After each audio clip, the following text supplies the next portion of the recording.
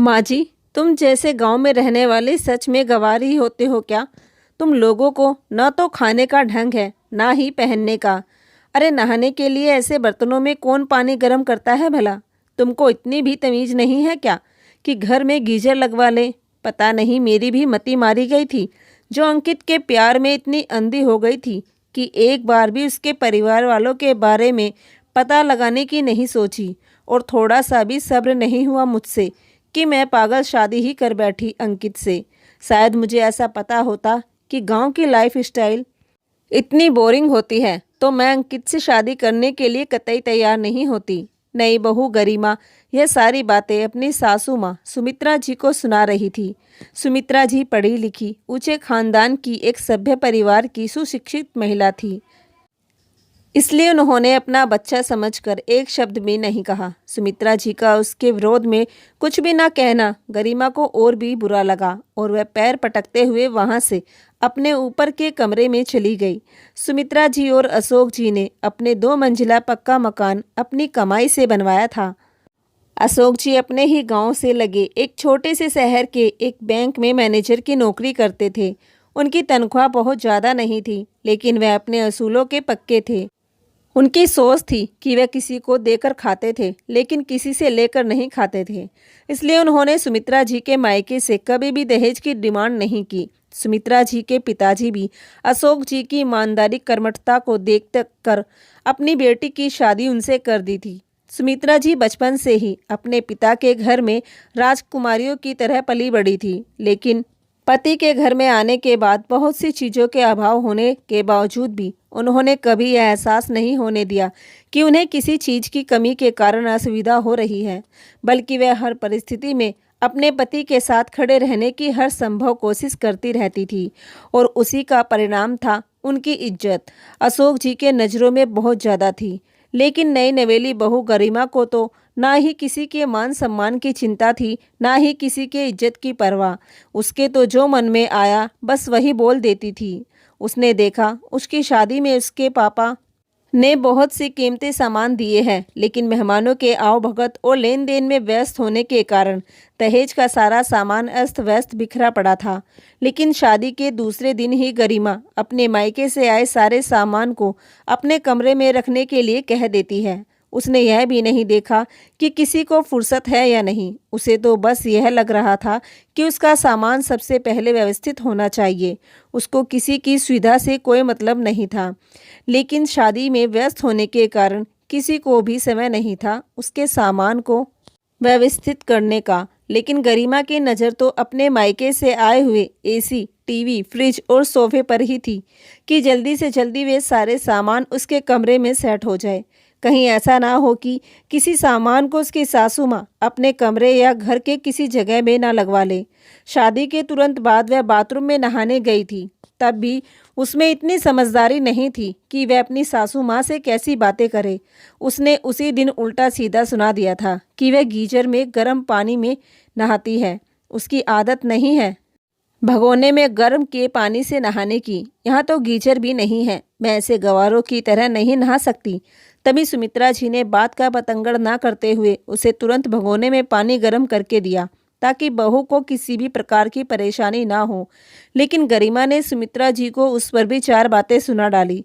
अरे मम्मी जी, आप लोग भी कौन से ज़माने में जीते हो? मेरे मायके में तो हर बाथरूम में गीजर लगा है, सभी नल से गर्म पानी आता है।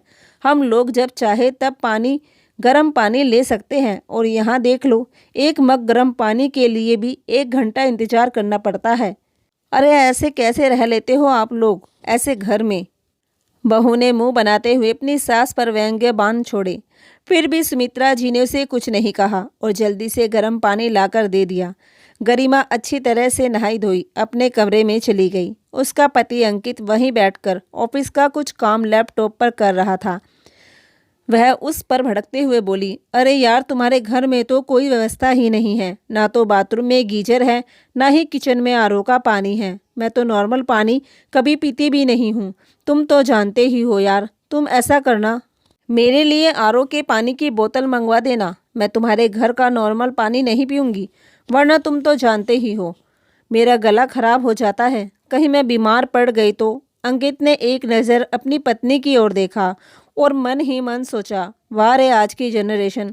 और फिर मुस्कुरा कर कहा, ठीक है बाबा, मैं तुम्हें नॉर्मल पानी पीने की आदत नहीं है तो कोई बात नहीं, मैं तुम्हारे लिए पानी की बोतल खरीद कर ला दूंगा। जितने दिन तुम यहाँ रहोगी तुम उसी का पानी पीना। तभी गरिमा आंखें नचाते हुए बोली, ओए मिस्टर, अभी तो बोतल के पानी से काम चल जाएगा, लेकिन मैं जब दोबारा अपने मायके से यहाँ आऊँगी, क्योंकि अब तो तुम्हारे साथ मेरी शादी हो चुकी है, इसलिए मुझे तो तुम्हारे साथ ही रहना होगा।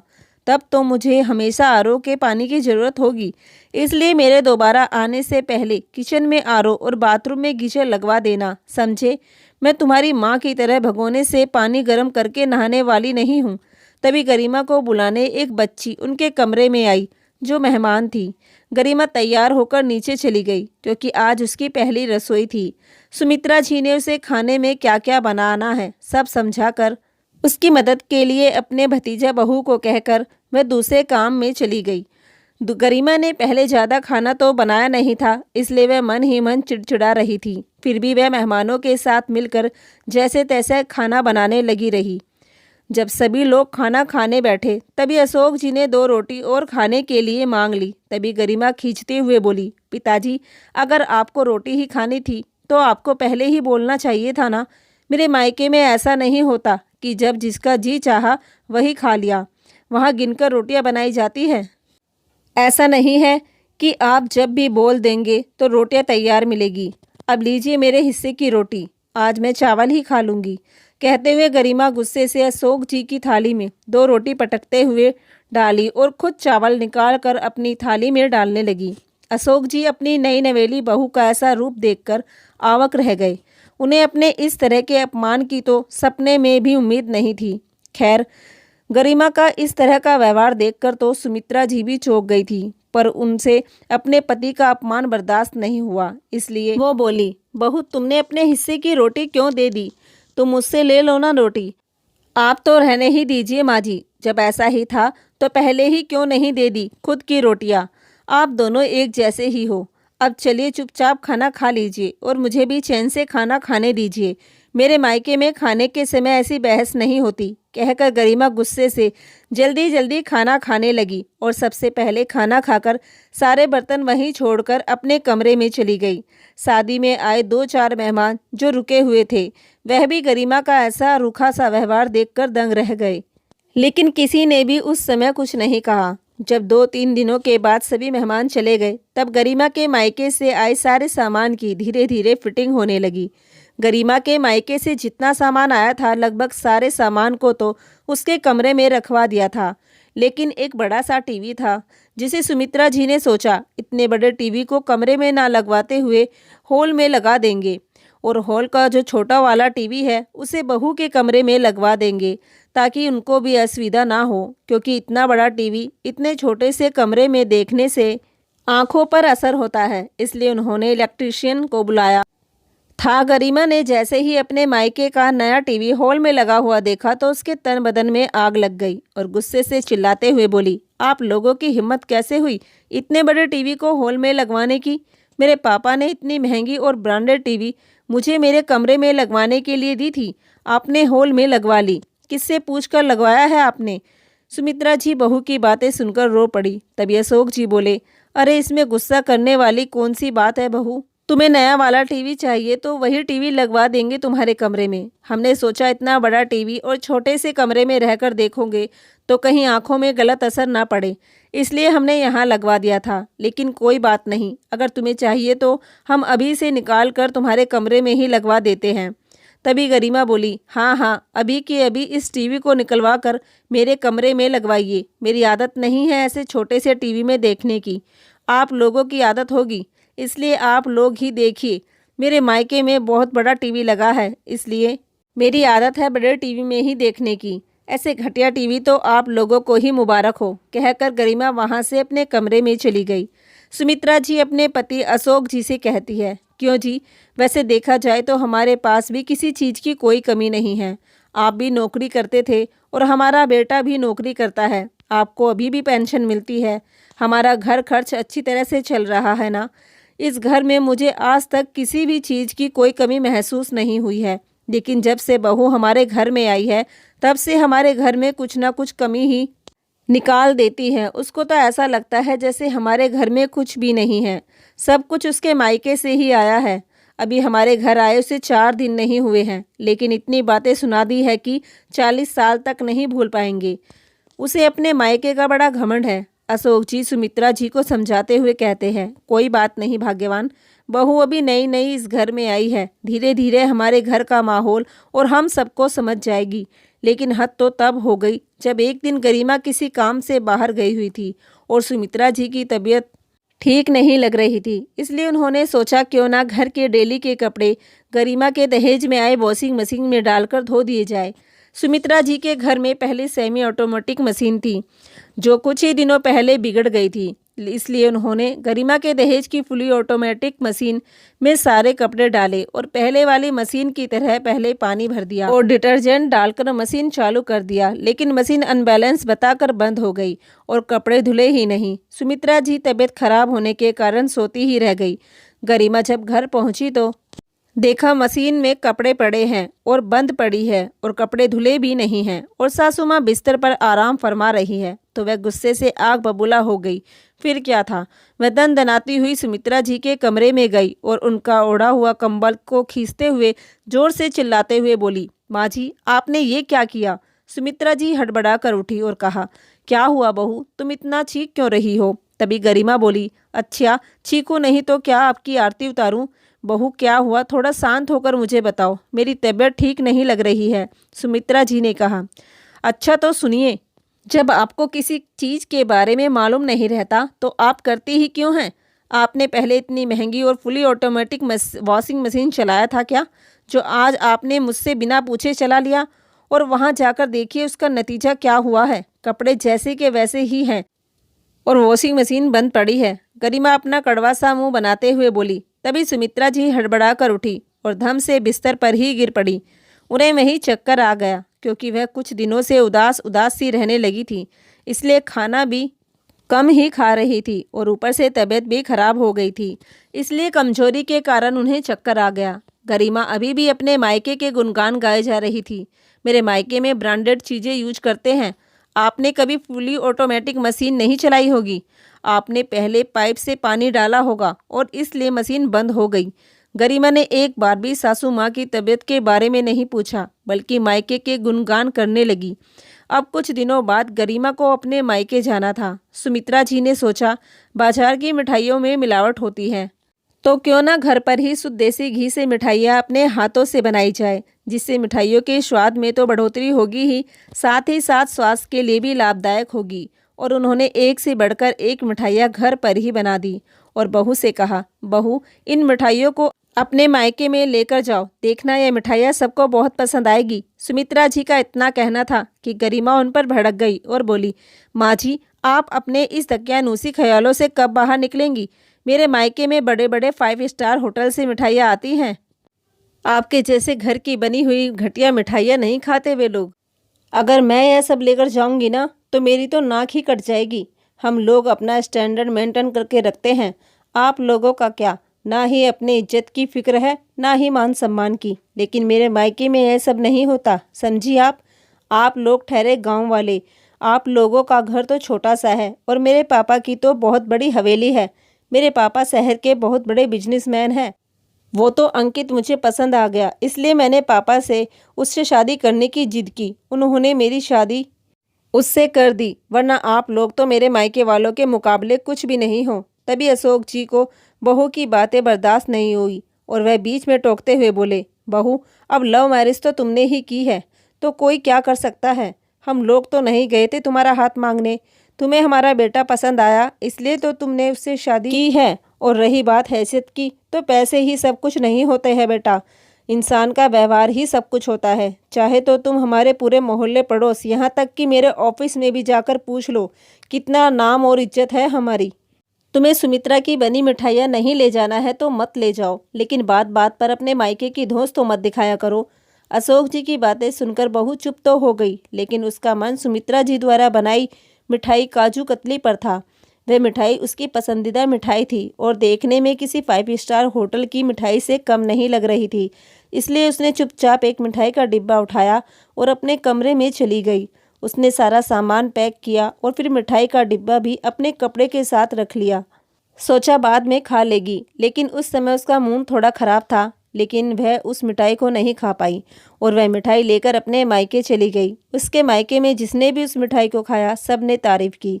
सभी लोग उससे पूछ रहे थे कि उसने कौन से होटल से खरीदी है। जब उसने अपनी सासू माँ का नाम बताया तो सब ने उसकी सासू माँ की खूब तारीफ की। तब गरिमा को मन ही मन शर्मिंदगी महसूस हुई।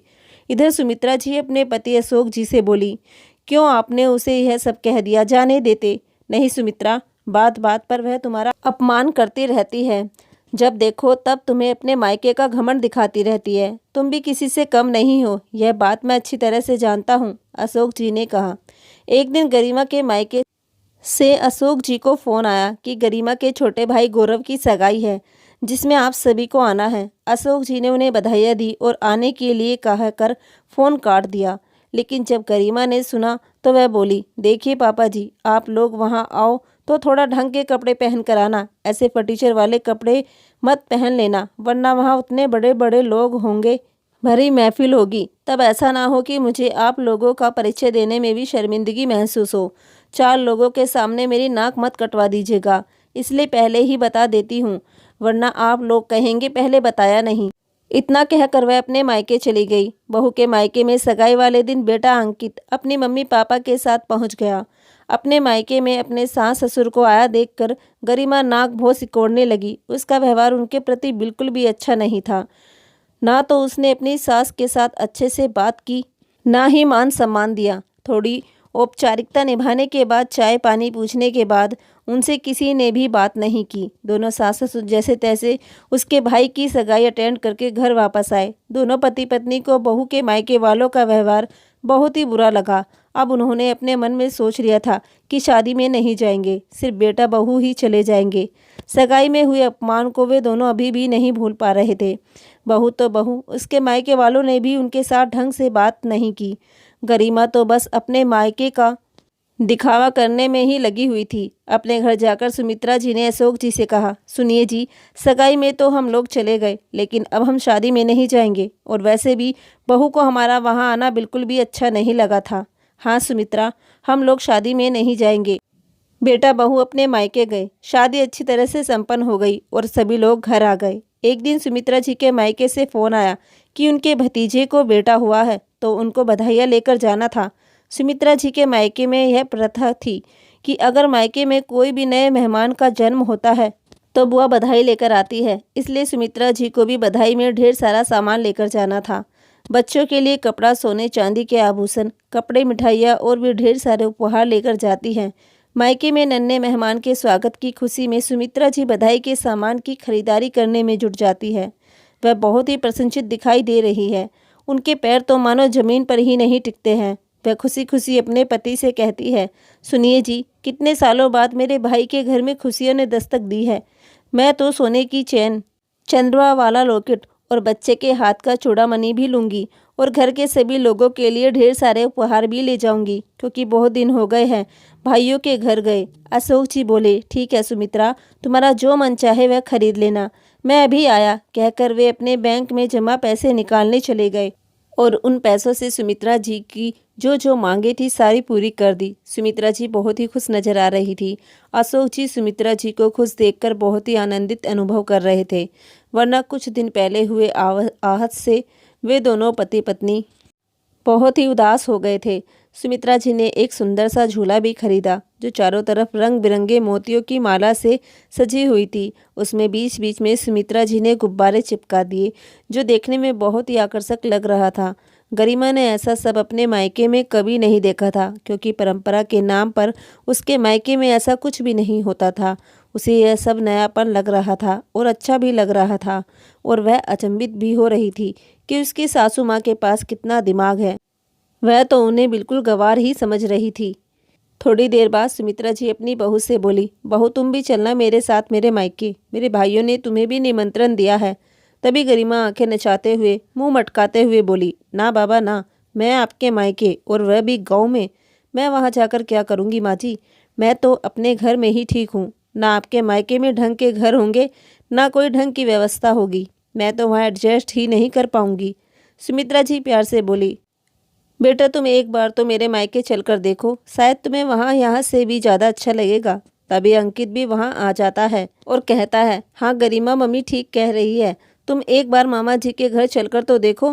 पहले तो गरिमा ने मना कर दिया, लेकिन फिर अंकित के कहने पर वह जाने के लिए तैयार हो गई। सुमित्रा जी के मायके जाने के लिए गरिमा बेमन से तैयार तो हो जाती है, लेकिन मन ही मन सोच रही होती है कि पता नहीं गांव का कैसा माहौल होगा, वहाँ गांव में रह पाएगी या नहीं। वह गांव में कैसे रहेगी? वह कभी गांव में रही ही नहीं है। आखिरकार वह दिन भी आ गया जब सुमित्रा जी अपने पूरे परिवार के साथ बधाई लेकर अपने मायके जाने के लिए तैयार होकर निकल गई। जैसे ही वे अपने मायके के गांव में पहुंची तो देखा गांव के बाहर ही ढोल नगाड़ों के साथ उनका स्वागत किया गया। पूरे परिवार के लोगों ने गांव के बाहर खड़े होकर सुमित्रा जी और अशोक जी और उनके बेटे बहू का बहुत ही धूमधाम के साथ स्वागत किया। ढोल नगाड़े बज रहे थे, पूरे रास्ते फूलों की बारिश हो रही थी।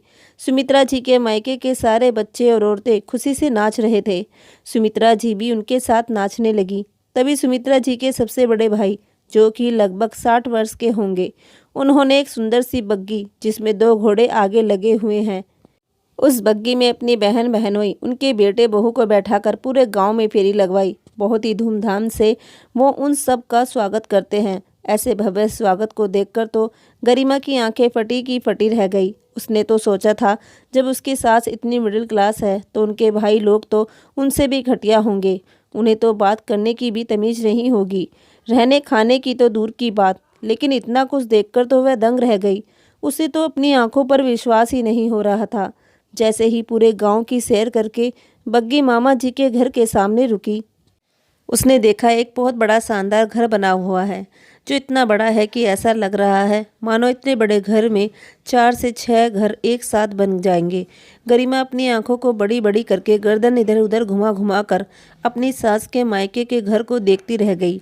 अब वह जैसे ही अंदर प्रवेश करती है, क्या देखती है, घर तो पूरा पक्का बना हुआ है।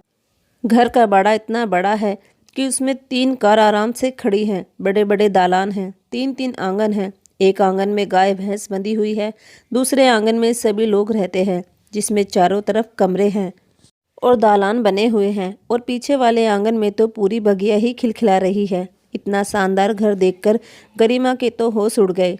शहरों में तो ऐसा घर कभी देखने को भी नहीं मिले थे उसे। सुमित्रा जी की बड़ी भाभी ने बड़े से परात में उनके पैर धुलवाए और साफ टॉवल से उनके पैर पोंछे, चावल और सिंदूर का टीका लगाकर गले मिले और खूब मान सम्मान दिया। उनका इस तरह का मान सम्मान देखकर गरिमा की आंखों में आंसू आ गए। अंकित ने उसे अपना रुमाल दे दिया। अब आई खाने की बारी। खाने में तरह तरह की मिठाइयाँ थी। जब सुमित्रा जी, अशोक जी और उनके बेटे बहू के लिए थालियाँ सज कर आई, तब गरिमा तो कटोरियाँ ही गिनती रह गई। 8 प्रकार की तो सब्जी बनी थी, तरह तरह की रोटियाँ बनी थी, बाजरा, मक्के, गेहूं के आटे की। रात में खाना खाने के बाद सभी लोग बातें करने लगे, लेकिन गरिमा के मन में बेचैनी बढ़ रही थी कि वह कब अपनी सासू माँ से पूछेगी, माँ जी आपका मायका इतना बड़ा है और इतना अच्छा है, लेकिन आपने कभी जताया नहीं कि इतना बड़ा है। कुछ समय बाद आखिरकार उसे मौका मिल ही गया। वो सीधे अपनी सासू माँ की चारपाई के पास गई और उनके पास बैठकर पूछने लगी, माँ जी मामा जी क्या करते हैं और आपका मायका इतना बड़ा है, लेकिन आपने मुझे कभी बताया नहीं। तभी सुमित्रा जी बोली, बेटा खानदानी लोगों की यही तो पहचान होती है। मैं तो बचपन से ही महारानियों की तरह पली बड़ी थी। मुझे बचपन में नाजों से पाला गया था, लेकिन शादी के बाद अंकित के पापा को बिल्कुल भी पसंद नहीं था कि मैं अपने पापा से कोई मदद लूँ। वे अपने असूलों के पक्के हैं। वह एक ईमानदार और कर्मठ व्यक्ति है, इसलिए मेहनत करके जितना कमा लिए बस उसी में खुश रहना उन्हें पसंद है। इसलिए मैंने कभी भी अपने पापा भाइयों से कोई मदद नहीं ली। और तुम्हारे दूसरे प्रश्न का जवाब है, तुम्हारे मामा जी अर्थात मेरे भाई बहुत बड़े जमींदार हैं। इस गांव में सबसे ज़्यादा ज़मीन मेरे मायके में ही है। और तो और जब खेत पर तुम फार्म हाउस देखोगी ना तो तुम खुश हो जाओगी। क्या क्या कहा मम्मी जी? मामा जी का फार्म हाउस भी है? हाँ बेटा, पास वाले खेत पर ही छोटे वाले मामा ने फार्म हाउस भी बना रखा है। अपनी सासू माँ की बातें सुनकर तो गरिमा के होश ही उड़ जाते हैं कि उसकी सासू माँ के मायके वाले इतने पैसे वाले हैं, लेकिन उन्होंने अपने मायके का कभी घमंड नहीं किया। 3-3 कार है, इतना बड़ा घर है, फार्म हाउस है, इतनी सारी ज़मीन जायदाद है, लेकिन कभी भी उन्होंने एहसास भी नहीं होने दिया। और एक मैं हूँ, मैंने तो बात बात पर अपने मायके की धौंस अपने परिवार वालों को दिखाई है। सासू माँ के मायके की औकात के सामने अपने मायके की औकात उसे फीकी लग रही थी। उसकी बोलती बंद हो गई थी। सासू माँ के मायके के आगे मेरा मायका तो ना के बराबर है। अब गरिमा को बार बार वही बातें याद आ रही थी जब उसने अपनी सासू माँ को अपने मायके की धौंस दिखाई थी। अब उसकी आंखों के सामने वह सारे दृश्य घूमने लगे, जिस प्रकार उसने अपनी सास ससुर के साथ दुर्व्यवहार किया था। ये सारी बातें गरिमा के अंदर आत्मग्लानि से भरती जा रही थी। अब जल्दी से जल्दी अपने घर में जाकर अपनी सासू माँ और घर के सभी लोगों से माफ़ी मांगना चाहती थी। पूरे 4 दिनों के बाद सुमित्रा जी, अशोक जी और उनके बेटे बहू को उनके मायके वालों ने पूरे मान सम्मान के साथ विदा किया। साथ में ढेर सारे उपहार भी दिए।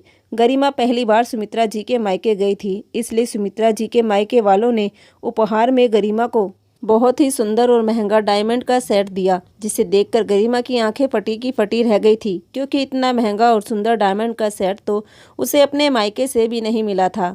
जब सभी लोग अपने घर आ गए तो गरिमा अपनी सासू माँ के कमरे में गई और बोली, मम्मी जी, आपके मायके में सब लोग इतने पैसे वाले हैं, आप बचपन से ही महारानियों की तरह रही हैं, लेकिन कभी क्यों नहीं जताया कि आप इतने पैसे वाले की बेटी है, जबकि मैंने आपका कितनी बार अपमान किया, अपने मायके की बड़ाई की, लेकिन आपने कभी कुछ नहीं कहा। मुझे बहुत बुरा लग रहा है मम्मी जी, प्लीज़ मम्मी जी मुझे माफ़ कर दीजिए। और कहते कहते गरिमा सुमित्रा जी के पैर पकड़कर रोने लगी। तभी सुमित्रा जी ने गरिमा को उठाया और कहने लगी, बेटा, मैंने तुम्हें बताया था ना कि मैं हमेशा से ढेर सारी सुविधाओं के साथ ही पली बड़ी हूँ। मेरे पापा ने मेरी शादी तुम्हारे ससुर जी से इसलिए की थी क्योंकि तुम्हारे ससुर जी एक ईमानदार और अपने कर्मों पर विश्वास करने वाले इंसान हैं। अशोक जी और मेरे पिताजी की मुलाकात बैंक में हुई थी। किसी ने अशोक जी को रिश्वत देकर कुछ लोन पास करवाने का लालच दिया था, लेकिन अशोक जी ने रिश्वत नहीं लिया। उस समय मेरे पापा भी वहीं थे। बस फिर क्या था, मेरे पापा की नज़रों से सीधे उनके दिल में उतर गए और मेरे पापा ने अशोक जी से ही मेरी शादी कर दी।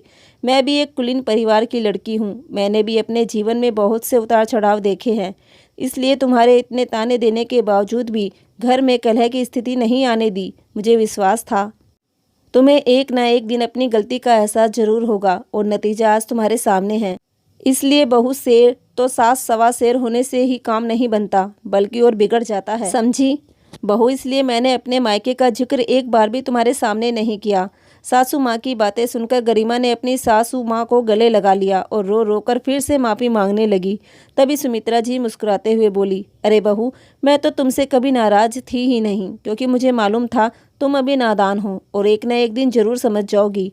और वैसे भी सुबह का भूला अगर शाम को घर वापस आ जाए तो उसे भूला नहीं कहते। तो दोस्तों, हर इंसान एक दुकान की तरह होता है और जुबान ताले की तरह। जब दुकान खुलती है तभी पता चलता है कि वह दुकान सोने की है या कोयले की। इसलिए कभी भी किसी का अपमान नहीं करना चाहिए, क्योंकि सभी के पास दिल होता है। अगर हम किसी का अपमान करेंगे तो कहीं ना कहीं परमात्मा का अपमान कर देते हैं, क्योंकि सभी की आत्मा में परमात्मा का अंश होता है। उस परमात्मा का कभी अपमान नहीं करना चाहिए। तो दोस्तों, आपको यह कहानी कैसी लगी, लाइक और कमेंट करके ज़रूर बताएं। इसके साथ ही हमारे चैनल को भी सब्सक्राइब जरूर कर लें। धन्यवाद।